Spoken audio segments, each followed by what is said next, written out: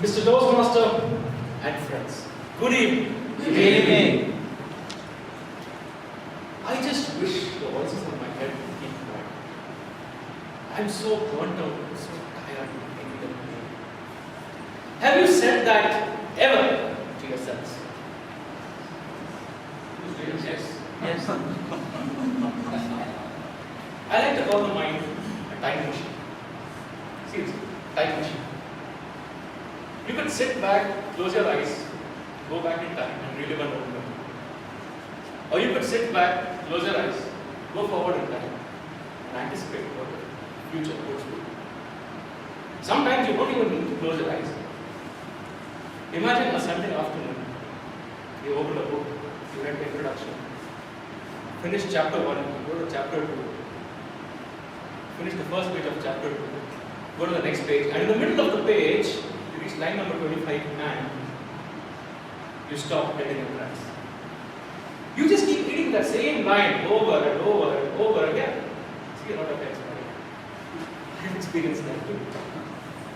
Your eyes are on the book, but your mind is galloping away across the universe. So I've outlined 3 problems for you, 3 issues. The burnt out problem, the galloping mind problem, or and the what was the first one? See what I mean? I have a solution to all these problems. For those of you who have experienced these problems, listen in. And for those of you who didn't nod your heads, you're going to be in for a surprise someday. Whenever I try to speak to somebody and talk to them about meditation, I get a range of replies and answers in response. The single most common, the one answer that I get all the time, always starts with, I am. I am too young. Meditation is for old people. I am too old. What am I going to do in meditation now? I am an engineer. I am a Toastmaster. I have done my MBA from Harvard.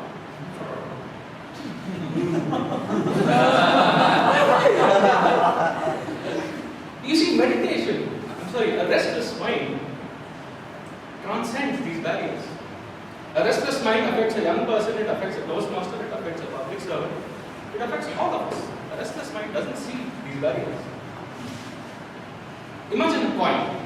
On one side of the coin, you have this problem or this issue of a restless mind. On the other side is the solution. Isn't it important that the solution also transcends these barriers? Right? I can give you, it's very important that the solution that I propose should also not be bothered about these barriers. And I feel meditation is such a solution which does not care who you are. It does not care about your qualifications. It affects the root of the problem, which is the restless mind. I remember having spoken to the teacher who taught me meditation, and I told her, I am a fun-loving, outgoing, outspoken person. I don't want to turn into a recluse. And she said, imagine or take a look at your daily life. You have 2 phases. Either you are awake or you are sleeping. When you are awake, you are busy doing the work that you do every day. Wake up, coffee, go to work, call your friends. And when you are sleeping, you are not aware of what you are doing. You are not aware that you are resting. Sleeping is actually nature's way of beating you down and saying, go to bed, too tired for it. Meditation is a wonderful in-between phase of wakeful rest. You are awake, you are alert, but your mind is at rest. It's a beautiful place where you detach from the sensory inputs of sight, smell, touch, taste, and hearing. And you let go of all the thoughts that keep crowding your mind. And you're aware that none of this is happening, that no thoughts are coming into your mind. And in that small amount of time, the mind gets a chance to rest. In that rest, it begins to rejuvenate itself. Here's another one. Meditation is like hypnosis. It's about concentration. It's called thought control. I remember a cheesy Bollywood movie which I saw once. You swing a little clock in front of somebody, and that apparently hypnotizes them. If I could do that, I'd hypnotize all of you and take you to school, but I can't. Meditation is actually deconcentration. You let go of the thoughts that keep crowding your mind all the time. It's a little trivia.